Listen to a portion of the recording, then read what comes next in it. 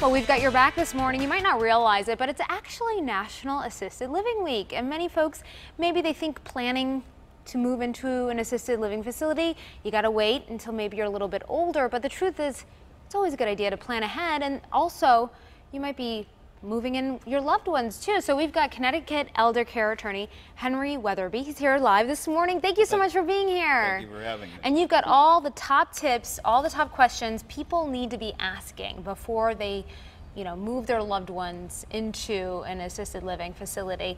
What are the most important questions to ask?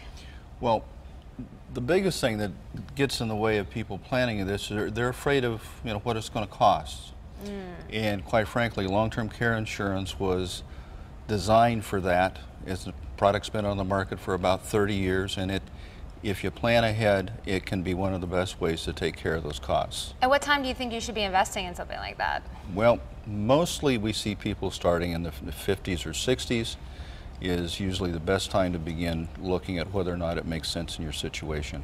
So the biggest thing for you is kind of figuring out how people can afford it. Is that that's the question that looms over many? Well, that's one of the big ones, but the real problem is all too often people haven't done anything to plan about who's going to help them make these decisions, because all too often we reach a point where we can no longer manage our own financial affairs, or we can't really make our own healthcare decisions any longer.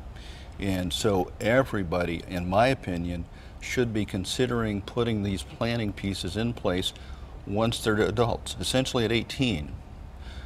Wow, that's very young. Well, yes, it is very young, but if we look at the people who've created the case law that have given us the right to have a living will and whatever, as it happens, they've all been young women, typically in their 20s, when they had a catastrophic health issue where they needed somebody else to make these decisions. So that's, if you do it at 18, that's when the law first lets you do it, then you're beginning to deal with it. And you should really pick a point person, right, to be able to help make these decisions? Well, yes, you need to name that person that you can feel you can trust and rely upon their judgment. But even more importantly, you need to have had a conversation with those people about what your wishes are and what you want, and then have planning documents that support and go along with your exact wishes. These are not often fun things to talk about, but obviously very necessary. Is there a great way to approach it? Well, we in our practice spend a whole lot of time educating people so that they actually can have these conversations. They understand the consequences of not doing anything and the different levels of planning that are available.